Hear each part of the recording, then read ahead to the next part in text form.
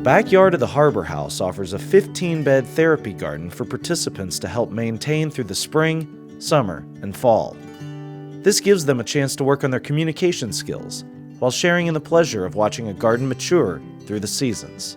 Yeah, and you plant your own fruits and vegetables and flowers. Yeah, and we use it for a cooking class. And that's one of Harbor House's main keys to success, keeping everyone active. There are a multitude of activities and jobs that they have access to. One of the primary services Harbor House offers is a mailroom where participants have a chance to earn a paycheck while sorting and organizing flyers and letters for different companies around Louisville. It's like a newsletter, and they was inserting their names, matching up the names, and then putting in envelopes. The participants aren't just limited to the daily work in the mailroom. We're always looking for innovative new ways to involve as many folks as possible in work outside the Harbor House walls as well. That's why we're offering a program called Home Sweet Home.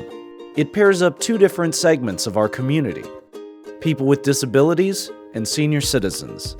David recently started working for longtime Harbor House supporter Betty Farrar.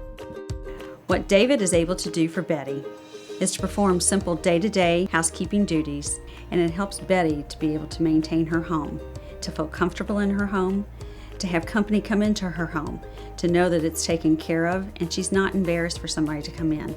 She said what David has been able to do for her is to keep her pride alive.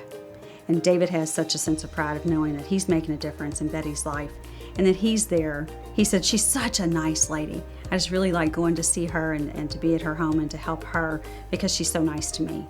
Together, they foster a relationship and a friendship that goes far beyond just the clean home and the paycheck.